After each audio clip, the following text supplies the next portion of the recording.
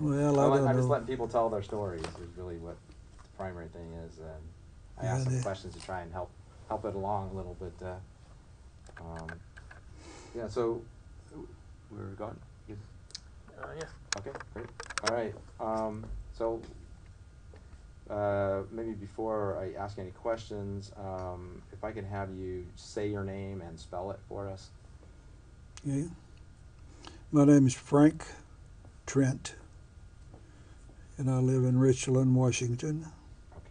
And the last name is Trent. Yes. Okay, great. All right. And my name is Robert Bauman, and we are conducting this oral history interview on February 12th of 2013 on the campus of Washington State University. 14. What's that? 14. Thank you. You would think by February I would have figured You out want to what start year it over? is. No, we're good. I'll just say it's 2014. Yeah, it's still a form that had the 2000. Okay. So I wonder if we could start by maybe you just telling us what brought you to Hanford, how you came here, what brought you here, and maybe your initial um, impressions of the place. Well, I first came here in 1950, in the winter of 1950. We came over the pass at that time. It was there was no Snoqualmie Pass at the time. Mm. It was the one out on 410 highway going over the mountains. Okay. Closes every winter. Not White Pass, huh? No. I don't know. Yeah, maybe it'll come to me. Anyway, we came over the pass in the back of a deuce and a half truck. And there was a whole company of us. And pre-military setup here. And we came in, and there's snow about 200 feet in the air where they plowed it off and blew it into the mountains. And all you could see is walls of snow on both sides. But anyway, we came on in down here and lived in a pup tent. You don't know what those are, probably. You do? Mm-hmm. And two people teamed up. And here you had something about the size of a blanket. And it was thinner than a blanket. It was called the material was made like a tent material. And we called them pup tents. There was two people, and each person carried a half of it. And then when you went out into the fields or in combat or wherever, you set that tent up, and that's where you lived. Well, it was pretty cold here. And we wound up burning anything we could get a hold of. It's a wonder we didn't kill ourselves. In these little pup tents, they only had a little opening you could make, or you get too much stuff in there, air and cold air. Do you remember any specific things that you burned to Shoe polish. shoe polish? Anything that would get heat. Paper, shoe polish, anything. And that was the worst, I guess. And we had one guy freeze to death. And I don't know, it was cold. I wound up, I started driving a water truck, and I wound up in the back of the water truck. It was a Dodge, I don't know, 3/4 ton Dodge pickup. And it had a cover on it, so I slept in there. And during the night, the water container froze and busted, and got water all over there, and it froze, and I was sleeping in ice. Me and another guy. But that was the shock of it when you got here there was nothing here but desert. There was a few trees, but people hadn't started raising too many trees at that time. If they did, they weren't very big. And yeah, that was when we went out. We went out out on the project and stayed out there for 3 weeks. And they had 4 groups. One group was off all the time, and the other 3 was covering around the clock. And we set up 120 millimeter gun emplacements, set up in a diamond formation, and then off to the side in the openings of the diamond formation, there was 4 50 caliber machine gun nests, and we could fire, and we did. We'd fire tracers, and ever so often a tracer would come out. Well, they were timed so that ever so many shells, and then a tracer would come out. That way you could follow that tracer with your aiming your gun. But they were also hooked up to, at a later time, to radar, and that was radar guided. Anyway, that was the emplacements. We had a full crew there 24 hours a day. And we went up to Yakima and took our guns with us. 2 of them, I think, is all we took, though. They were beginning to set up that firing range up there. And we were doing pretty good at shooting that thing. And evidently, the radar got off a little bit with their calculations. And wound up, we shot the cable off just after the tail end of the airplane. They left. They didn't want no more. They says, we're going and we ain't coming back. So that's part of it. Anyway, that's the beginnings of my arrival here. Where on the site were you? Are you familiar enough with the old Y? You go through the first barricade, then you drive for, I don't know, about halfway to 2 west, 2 east. Maybe not quite that far, but there's a turnoff there. It goes back toward, well, it's still 2 east, at 2 east area. And then you go on down and pick up 2 west. And we turned off just after that barricade out there at the Y. And maybe 2 miles down from that Y area, there was a turnoff, and it was dirt, gravel and dirt. It's the old military highway road. And we were back in there probably 5 or 6 miles.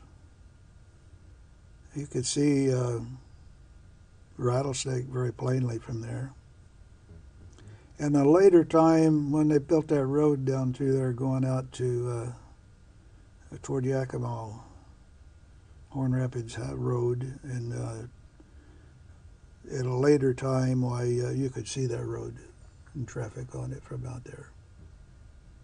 As I went out there with a group on our 50th military reunion, and we made a new visit there, and cars were going by. Then there was no road back there, and anyway, at that time, if the cars had been there, we were that close to where the highway's at now. There's a big knoll out there, just a rounded hill of sand, and that was between us and the Rattlesnake Mountain. So that'll give you a general location where we were. So it was A Battery, 518th. So where were you from originally? Had you ever been to this part of the Northwest before? No, I come out of Harlan County, Kentucky. A lot of hills down there and rolling hills, but nothing mountainous like we know them now. But born and raised on a farm, family of 18 counting me, and one mother and father. and we raised everything we could raise to eat ourselves, and the only thing we bought was stuff like staples that you had to have that you didn't grow. Mm-hmm. My dad was a coal miner, and the older boys actually raised the foods that we needed, fed the animals, and ate the animals. Mm-hmm. So, and then let's see, October the 8th, 1949, I and two other guys from that area joined the service. We rode a bus. It was raining about 6:15 in the morning. Got on the bus and never looked back. We went from there to Harlan and got in a military bus, and they drove us to Corbin, Kentucky, and that's right in there near Knoxville. And from there, we got on the train and went to Louisville, and then to Fort Knox. So that's how I got to that. Then we spent 3 or 4 months, I don't remember, in basic training, and then we shipped out in trucks for this side of the mountain, for Washington. Well, first we came out by train, and then we got in the buses and trucks and went up to Fort Lewis, and Fort Lewis over here. We were selected as the first group to arrive in the Tri-Cities to help set up. Okay. So how long were you at Fort Lewis then? Okay. Just long enough to not want it. We did a lot of advanced basic training, crawling through mud and dirt and dust, and when you come out of there, you couldn't see nothing but eyeballs. Yeah. So it's hot, and then you put your arm down to crawl forward, and I'm shooting over top of it with tracers, and the dust would puff up and it'd stick to your sweat on your body, and so that was an experience. Yeah. So when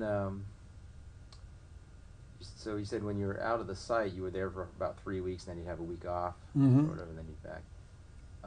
So in terms of food, when you were out on site, what sort of food did you have? If you're in the tents the whole time, or in the, Well, at the beginning, before we really got set up, we was eating what you would call combat type rations. It come in containers and was dished out after it was heated up.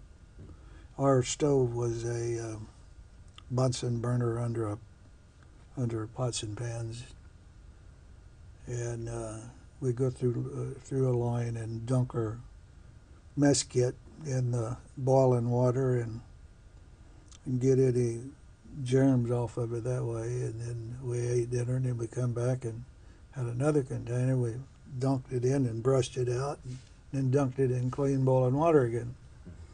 So that's how we kept it stuff kind of sanitized. A lot of people got dysentery from it, but mostly it wasn't. We didn't have too bad. Food wasn't too bad, and at a later time, after we got set up, we had a regular mess tent and cooks, and we ate good. Sand in it, but we ate. So did you know anything about Hanford before you came here? Like, No, and I didn't know anything after I got here, but none of us did. We just knew we was guarding this installation, and we would be on around-the-clock duty. If you were asleep, the alarm sounded, everybody went to their stations, and we've had a number of planes come through, and we had to get our big guns on it, and we would track it until they give us the order to shoot. We only shot one time out there, and that was basically to settle the guns in and orient them so that when they shot at something, they got fairly close. Those 120 millimeter shell casings were probably about that long, and the projectile was probably about that long. And they were timed after you shot one of them into the air. They were timed to the target, and then they blew up. And supposedly would supposed to knock down anything within I think it was a 75-yard radius. So it could get anything in 4 directions. And we come close to getting the target plane. Yeah, it wasn't funny to the pilot, but it was funny to us. So then when you had a week off, where did you go? We had town? barracks in town, Okay. and that's the barracks here in North Richland.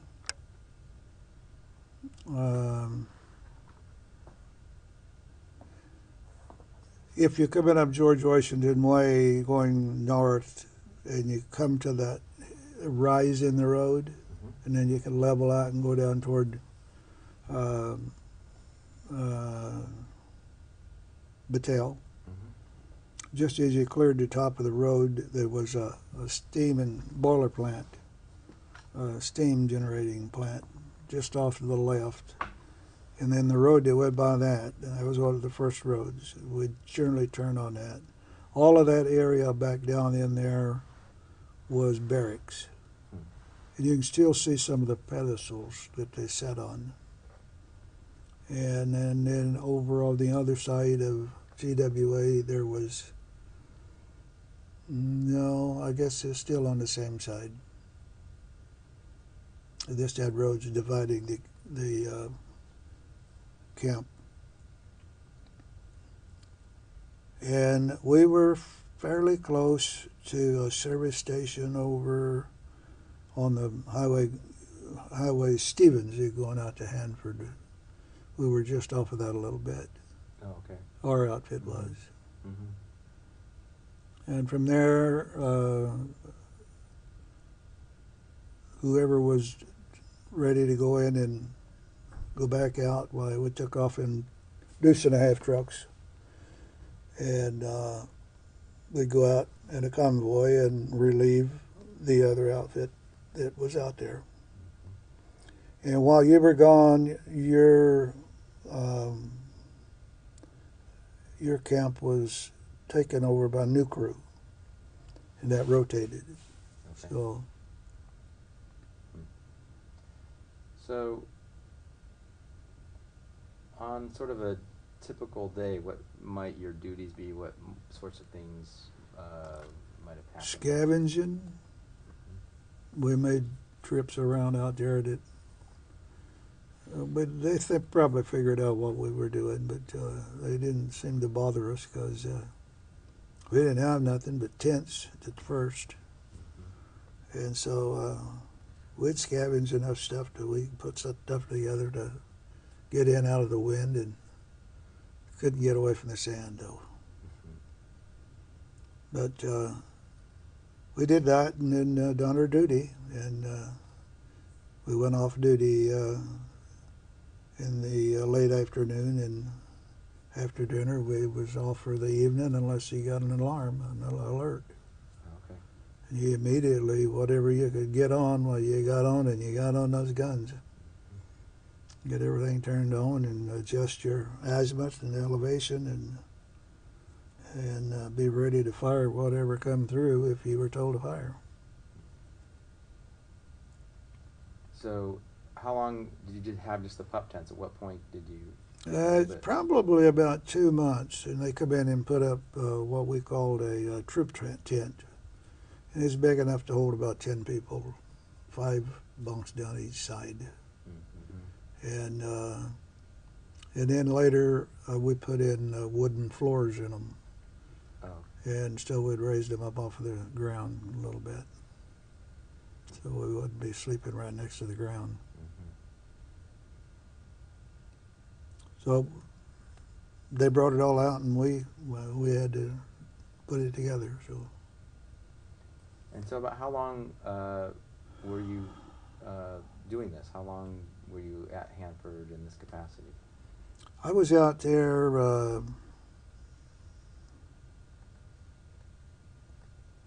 almost 3 years, and was discharged here.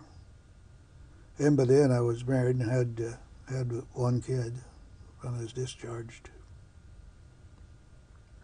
Discharged in February of '53. Oh, okay. And, oh, go ahead. and from that point, I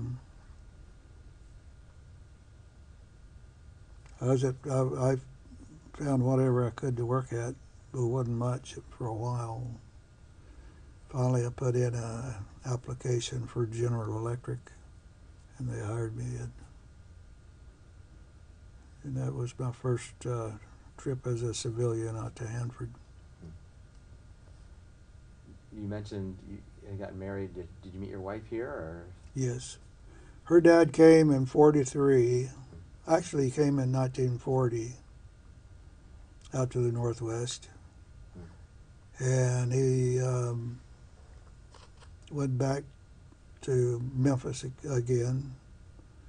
And from that point, he was working just across the border in Arkansas, out of Memphis.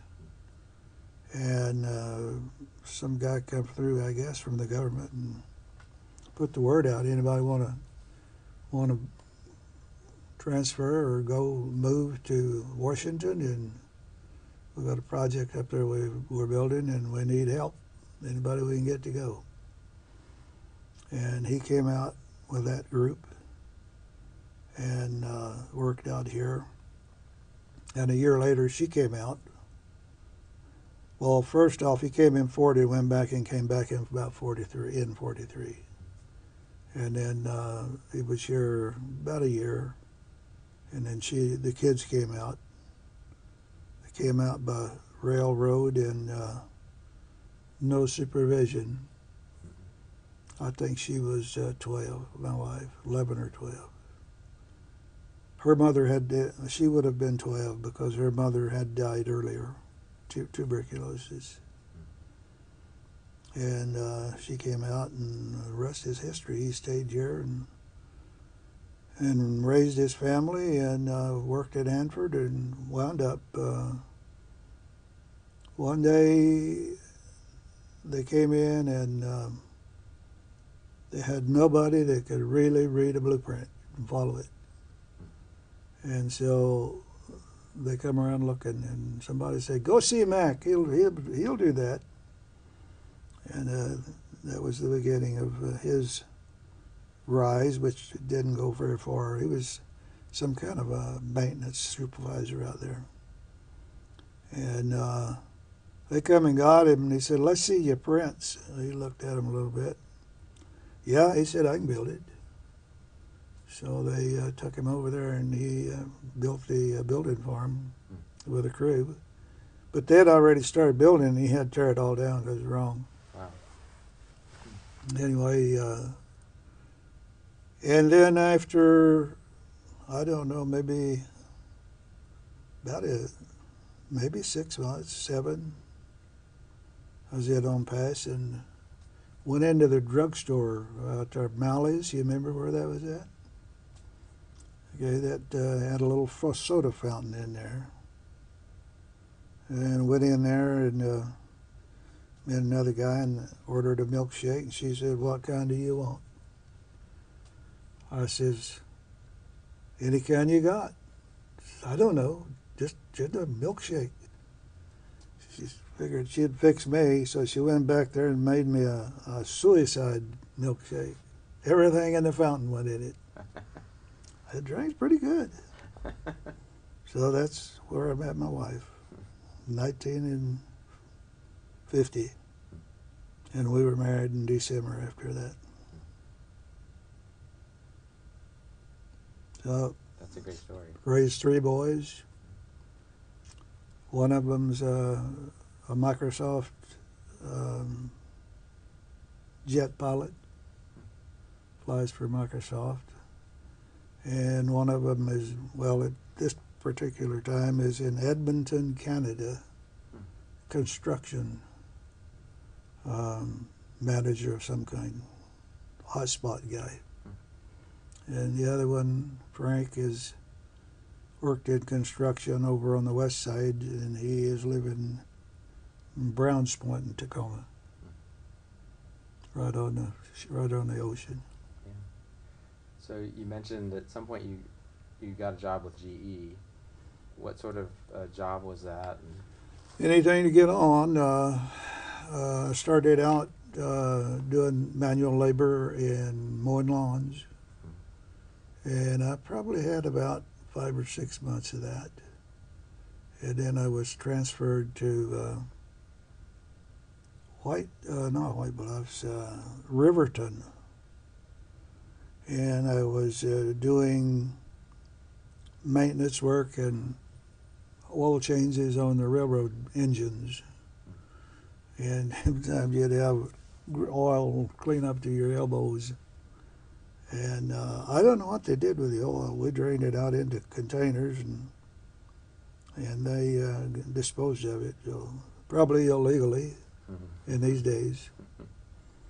But and from there, then I went to work at 2 West, and I worked T plant, U plant,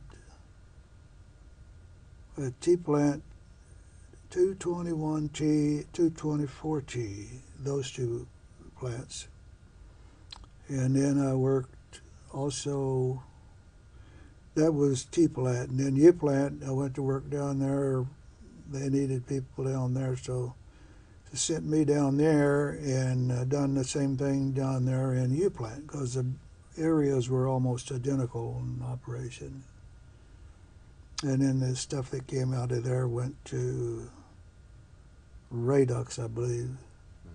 And they run through the procedures there, separating stuff out and boiling it down to what they were really looking for. And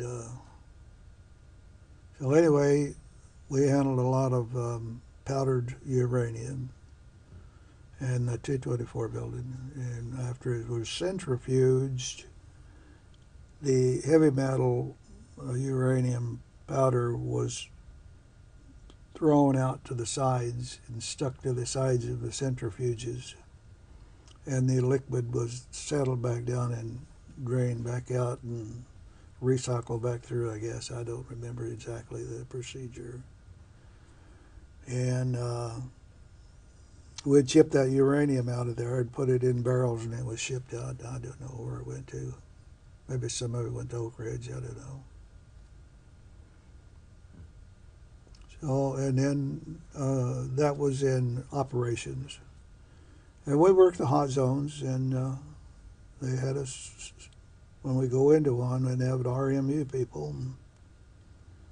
They'd check you in, and when you had enough, your limit on exposure, you'd come out. Go ahead and take samples and clean up areas that were really hot spots. When you did those sorts of things, what sort of protective clothing did you wear? Well, we would go in and change into SWP clothing and hoods. We had our regular shoes, and we put covers over the shoes, plastic over the covers, and your pants legs was all taped down so nothing could get through, and gloves, of course, and it was all taped down. And the last thing that went on was a mask, and you had a canister of air, and I think you had somewhere in the neighborhood of 20 minutes, and you're out of air. You better be out of there, or at least close enough where you got to hold your breath and run to get out of there. So, yeah, we worked the hot zones quite a bit. sometimes we'd have to work till we were triple exposed to get a job done, and then of course we was relieved out of that for until we were even with the scale of exposure. So when you went back in, well, basically they had you at zero exposure for starting back up. There was a lot of sitting time because they had to have the people, and if you didn't keep them there, you didn't have the people to do the job. So rather than fire them, they put them on clean work, and if they didn't have that, you sat in the lunchroom and played cards. So then from there, I went in, and later I went from the 2 West area to the 100 areas and was in power operation there. Boilers, refrigeration, air conditioning, and pumping stations that pumped waters for the reactors. So you were at several different places on site then? Mm-hmm. I worked 100 B, C, D, DR, 2 West, not 2 East, but I'd been in 2 East a number of times, but 2 West, I think that's about it out there. Riverton, of course. At the beginning, I was in Riverton. That's the old railroad station. It hauls stuff in and out of Hanford. So of the different places on site that you worked, or different jobs that you had, did you have one that you enjoyed the most? That I enjoyed operating equipment, boilers, steam engines, pumping water, of course, electric, diesel generators. We had, on a river pump station, we had pumps down there that pump 105,000 gallons per minute each of water. And if something happened to those pumps, then the diesels come online automatically. Now, the diesel size was a PT boat that John Kennedy used when he was in the service. They were 2 diesel generators of the same size that came out of were installed in the PT boats. And they were pretty good size, and they would pump the same amount of water as the big electric pumps. The lines, I don't know what the size they were now. I seem to remember 102 inch in diameter. Pretty good size piping. And if something happened to scram, why, of course, they had to have water and generally pump through with the diesels if something happened to a pumping station. So you always had backup. There was one incident in the 200 areas powerhouse. They had a backup generator down there generating electricity and to use in case of power outages or whatever.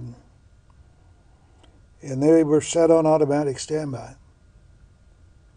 And my father-in-law was at that, with his crew, was there doing work in that area. And it was in kind of an open area. The showers were in that general area too. And never had a problem with any of those diesel generators. And they were in there eating dinner. They set a row of lockers up to separate the area, and that was where they ate, and that's where they went in and took showers before they went home. Or they come out of hot zone, you still had to take a shower. And they were in there having dinner, and for some unknown reason, nobody hung around. They ate their dinner, and they got up and went out back to the job and whatever they were doing, I guess, early. and the generator tripped and came online. There was something wrong with the governor, and a diesel generator, a diesel, when it turns loose like that, and it can't get fuel from one place, it'll get it from another. It went on up to critical speed and blew up, and it embedded uh, metal about 3 inches into concrete, solid concrete. So that's how bad it could have wiped out everybody in that room. It wiped the room out. Yeah. All their lockers and everything, that was gone. But that was one of the incidents that I remember that happened. Do you have any idea, like roughly what time period that might have been? No, I don't. It would have been in the low 50s, early 50s. Because he went to work there in True West when he first came here, and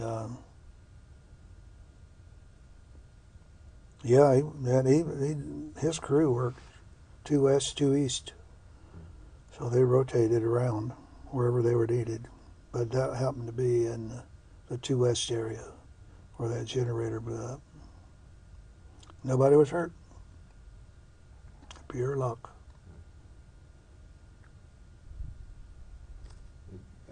Earlier, we were talking, you mentioned that when you were in the Army stationed out here, you didn't really know anything about Hanford or what was going on. Well, we knew we were guarding the installations there, and we knew that workers came in by buses and left by buses. And in later years, at first you couldn't drive a car out there of any kind other than government. And in later years, of course, that was relented and people could drive out there to their area. But mostly we were in and out of there in buses. And we came in by bus to the 1100 area, which is over here at the off of Spangler, off of Stevens. And we came into there and unloaded there in the big parking lot in there while we had our cars parked there. So that's the routine every day. We get up and the buses come through town, pick you up, haul you to 1100 area. You change to your area bus and get on there, and they take you to straight to your area. And off of there, and check you through the security, and the same way when you come out, the security would check you out. You get on the bus, they haul you home. Was there at some point that you ended up driving your own car out, or did you take the bus? I did a couple of times, but it wasn't worth it. It's too much fuel. But fuel was cheap then, so compared to now, still yet. And we came out when John F. Kennedy came out here. The whole family went out, and I was at that time working at 100 N area, and we got 100 N area up, and I was on duty the night they went critical, and put the reactor in operation. That was the first dual-purpose reactor, 100 N. Do you have any specific memories about when President Kennedy was here, what the day was like, or remember anything about him arriving? Or The only thing I know is they had a place set up for the visitors to come in, and they had a lot of chairs. And a lot of it was standing remotely, because they didn't have enough chairs. But they were getting ready to build the Washington Public Power Supply Systems generating system out there. And the pumps, those pumps, I swear that they were longer than this room. Each pump, steam generated, or steam powered And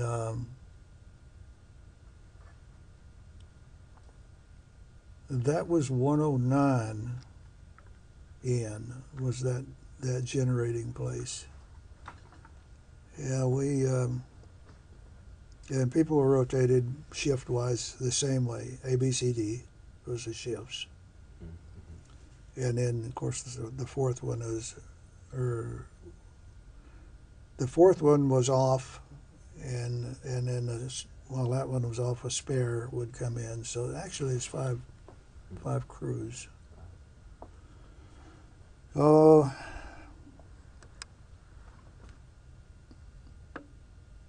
it was interesting. I worked the water side of it for a lot of years, and we had one guy that worked out there that was scared to death of something he couldn't understand, and he could not understand uh, a big piece of equipment operating, and he was scared of it. And one night on duty, and our shift was, and chief engineer said, "Frank says, can you get down to 181 real quick?" I says, "Well, yeah." So anyway, I headed out and grabbed the first pickup I could find in the parking area there and drove it down to 181. Both diesels were running back up. Don't know what happened, still don't. Anyway, I found him. He was sitting back in a corner, away and out of sight of the diesels, and just standing there in the corner, shivering, just scared, petrified.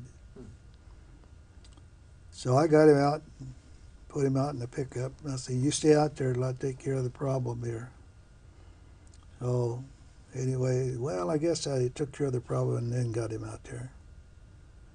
So I got the generators under control and started the diesels under control, put them back on automatic and standby, and then the other pumps, of course, got them going in the order I was doing the job.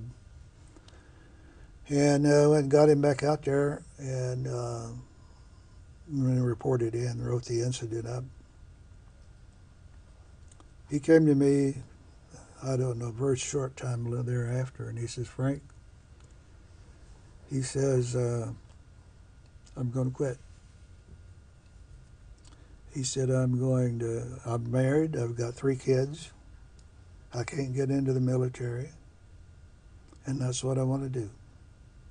So he said, I'm going to divorce my wife, and I'm going to volunteer for the Coast Guard.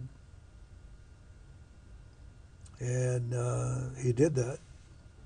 And the next thing I know, he put a transfer in from the Coast Guard into the military, Army. And they accepted him. So he got into the military even though he's married. And a few years down there, well, I guess it was not about 2 or 3 years, or a year or two. Anyway, I got a call from my son, who was a warrant officer, flying helicopters out of down to Louisiana, Texas and Louisiana area. But anyway, he, I guess, yeah, it was Texas, Killeen, Texas. He said, "Do you know a Dave Egger?" I said, "Yeah." He said, "You won't believe this, but he's the guy in charge of training us in these helicopters." And he had went through the school, learned how to fly the helicopters, and wasn't afraid of them at all. Wow. And he wound up leading that group that my son was in through their training program. And my son flew choppers down there, and then he already had his private pilot license. He got that before he got out of high school. And anyway, he spent his time in the military, and He started flying, wound up, had his own company with 2 jets and a chopper and a little fixed wing twin engine plane. And then 911 wiped him out. His business just went to nothing. Wow. So then he started with putting his pilot's license out there, and his experience and getting letters out. And he got a call one day from Microsoft people and went to work for them, and he's still doing it all over the world. Yeah. I wanted to ask you, you had mentioned, when you were in the Army here and you would have your week off, you stayed in barracks. But once you got married, what sort of housing did you have? First house we got was a small, I think it was about a 20-foot trailer, used. And a lot of the early Hanford people would move trailers in out there and added on to them, as a matter of fact. But because they had kids in there, small trailer, where do you put them? You put a room on it. Yeah.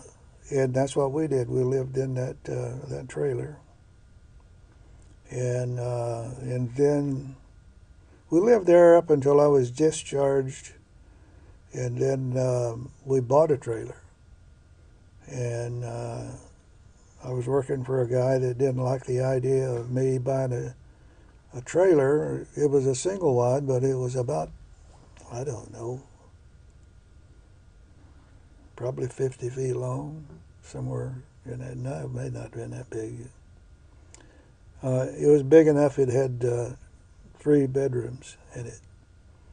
And bought the trailer and moved it in and set it up and fat, dumb, and happy. But he didn't like the idea of me working for him, who's selling trailers and buying it from somebody else, so he fired me. So that was our first home. And then we were forced to move out of the place out there out here next to the Bethel area, just south of Bethel. But we had to move out of there because I wasn't in the military anymore. So but then when I did go to work for GE, we got a house, prefab. Yeah, I think it was first one was a 2-bedroom. And then we got a 3-bedroom house. And we lived there until they started selling the town back to the people. And that was interesting. They set it up in blocks. So they would complete the transfer of one block by contracts to the owner that lived in it. And some of the prices were for the 2 bedrooms and were like $2,500. And 3-bedroom was just slightly more, like $3,000, $3,200. And I don't think any of them ran over 5,000. Any of the homes. Yeah. And lo and behold, I got an eviction notice. I was laid off in between. And 2 days after they evicted me and I got out of that house, they sold my block. So I didn't get a house. Anyway, that was kind of how we got started. Finally left here and worked down in Colorado for about 1.5 years, 2 years, and put in a quit and came back to. I was out here on vacation, a week's vacation, 10 days, I guess. And I dropped by the unemployment office, and they said, "Yeah, we'll put you back to work." So anyway, I went down and terminated and give my notice and came back out here and went to work, and then worked there until, I don't remember now, 50,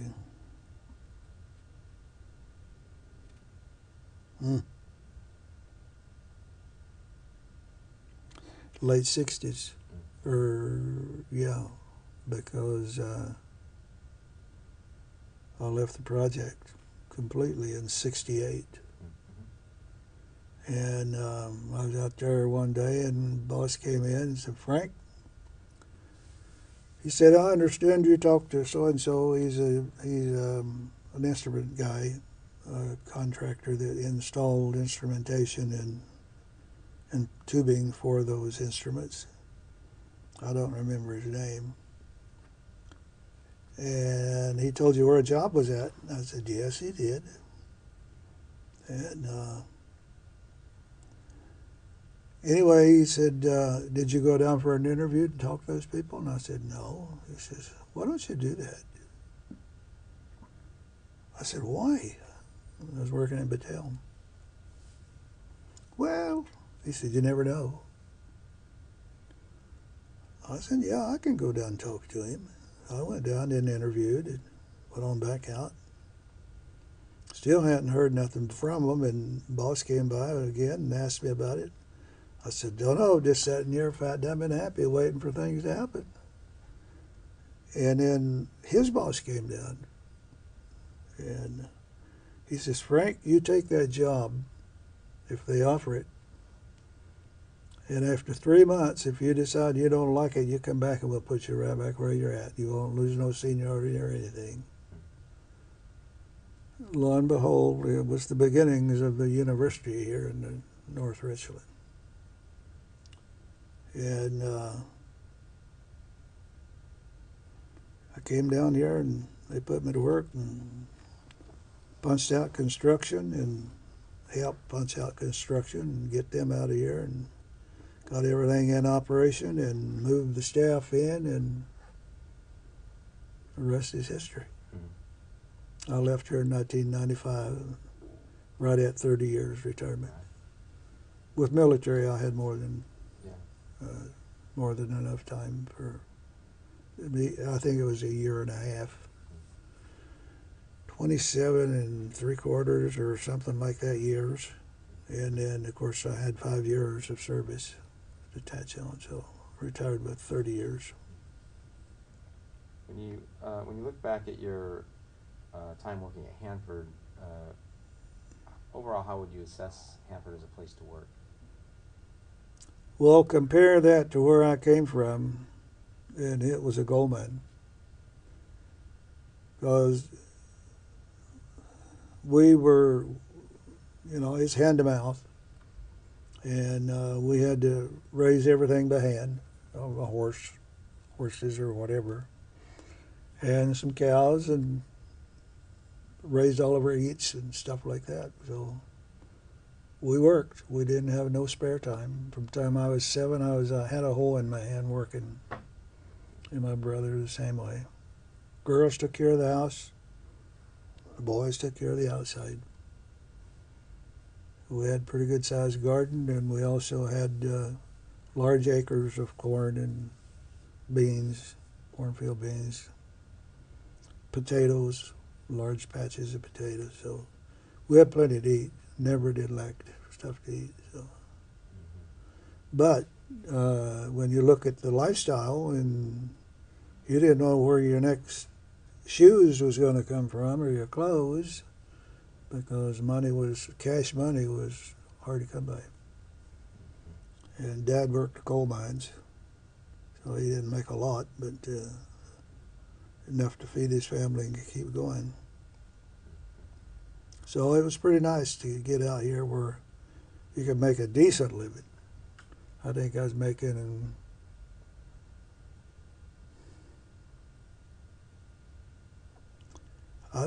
about $75 a week net out when I first started. When you first started working for GE or for? It was with GE, yeah. I also worked the 300 area. and I helped start up the Sandcastle out here, Battelle, where they're at now. Oh, okay. The first buildings, there was 3 of them, and I was down there to get the equipment started and get it running. So I did that until the union got me and forced me out. So that was another reason it made my decision easier to leave there. Mm-hmm. I had 4 layoffs from Hanford and due to cutbacks. And seniority, it didn't matter who you were or whatever, seniority won. The other guy sat there and laugh at you and said, I told you. You'd be out there working your tail off and he'd be sitting on his fanny or reading or whatever, doing his job, but nothing extra. You get a guy that would get in there and work, and it didn't matter. If you didn't have the seniority, you were gone. So I got caught in 4 layoffs. No, 3. The 4th one I quit and came down here. But it was a nice way to make a living. Well, I want to thank you for coming in today and telling us about your experiences both in the Army and working at Hanford. Appreciate it. Okay? Thanks very much. You bet.